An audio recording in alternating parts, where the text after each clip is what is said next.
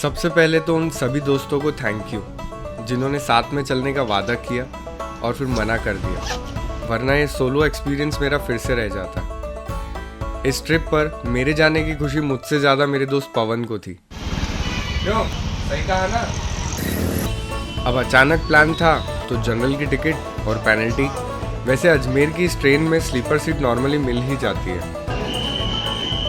Solo trip और पुष्कर होली का excitement लेकर मैं ट्रेन में चढ़ा और ये अंकल ने मुझे कुछ ऐसा बोला कि मैं अब ट्रेन से उतरने वाला था।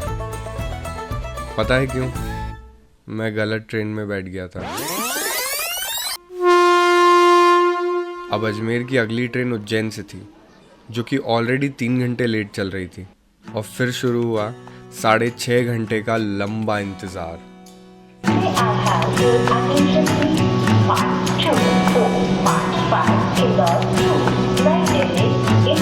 फाइनली मेरी ट्रेन आ गई।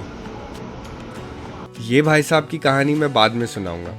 पहले मुझे खाली सीट ढूंढनी थी, जो मिलना मुश्किल थी, लेकिन एक दोस्त मिल गया, फिर एक और दोस्त, फिर एक और दोस्त, और फिर ये सफर शुरू हुआ नए दोस्तों के साथ।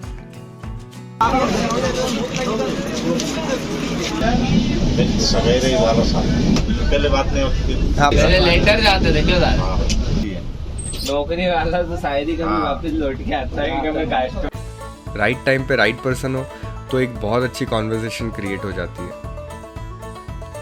वरना कुछ लोग सिर्फ यही जानने आते हैं। ये स्टेशन कौन सा आया भैया? और कुछ ऐसे भी हैं। ये हैंगओवर मैन हैदराबाद से ऐसे ही सोया हुआ आ रहा था और फिर इसके दोस्तों की ट्रिप खराब का लेक्चर शुरू हो गया।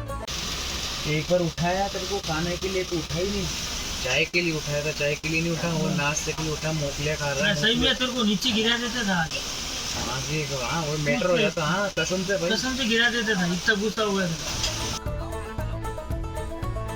खैर छोड़ो, मैं एंजॉय कर रहा था रूफटॉप डिनर।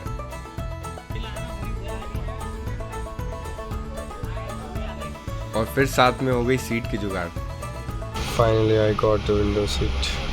सुबह गलत ट्रेन पकड़ने की वजह से सारा मूड खराब हो गया था। शायद प्लान चेंज भी हो जाता या मैं नहीं भी जाता, पर मैंने इस जर्नी को एंजॉय किया। कभी कभी ऐसे एक्सपीरियंसेस नए दरवाजे खोलते हैं और हमें अपनी लाइफ को नए एंगल से देखने का चांस देते हैं। इन द एंड इम्पॉर्टेंट होता है वो एक्सपीरियंस जो आपने किया, और अगर आपने मज़ा लिया तो ये आपके लिए अच्छा एक्सपीरियंस था।